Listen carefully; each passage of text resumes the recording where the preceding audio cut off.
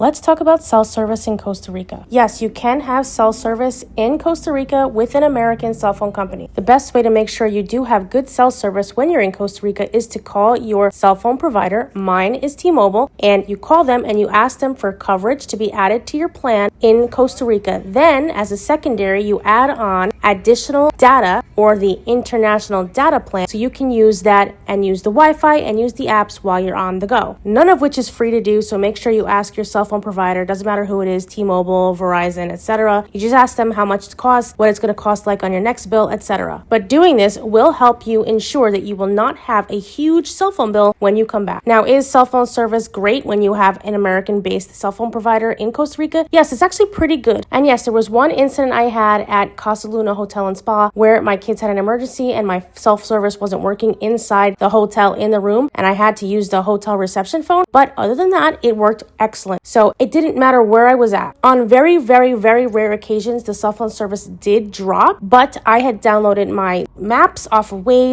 and Google Maps ahead of time, so I was perfectly safe in driving all around Costa Rica. And other than that, I can certainly text message whoever I need to do the text message, and I could use WhatsApp also. So I didn't have problems like 100% of the time. And to be honest, the only places that my cell phone service did happen to drop was when I was in the mountains climbing towards La Fortuna. That was something that I definitely was not expecting. But overall, once I got to La Fortuna and I was driving around the city center, my cell phone service was perfect. The second thing I'll say about that is that when I was headed to Tamarindo, I did not have that issue at all whatsoever. So I was also kind of shocked about that. And then, of course, in the Tamarindo, Guanacaste area, I was perfectly fine with my cell phone service. So again, cell phone service is actually pretty good. I would say it worked perfectly fine 95% of the time. For more practical tips about visiting Costa Rica, be sure to follow me because I'm awesome.